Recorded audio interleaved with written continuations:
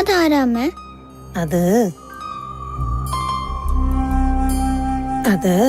അത് ദൈവാണ് മോളെ.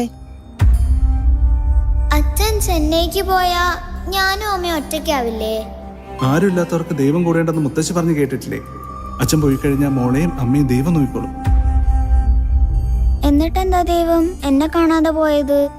ഒരു ദിവസം ദൈവം മോളെ കാണാനും വരും. ബാ നമുക്ക് കിടക്കാം.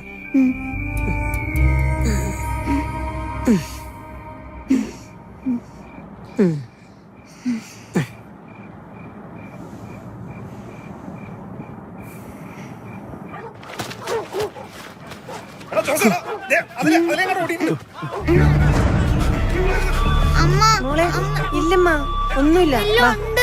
ഇല്ല, ഒന്നുമില്ല, ഒന്നുമില്ല. നീ വന്ന് കിടക്ക്. വേണ്ട മോളെ, വേണ്ട വേണ്ട വേണ്ട, പോകണ്ട മോളെ, വേണ്ടടാ. നീ എങ്ങോട്ടായി പോകുന്നേ?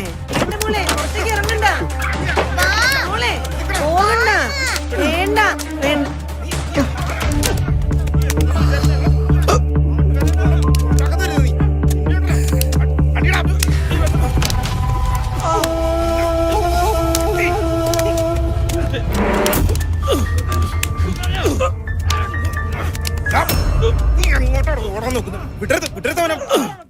നാട്ടുകാരെ ഉണ്ടാക്കാന്ന് കരുതി.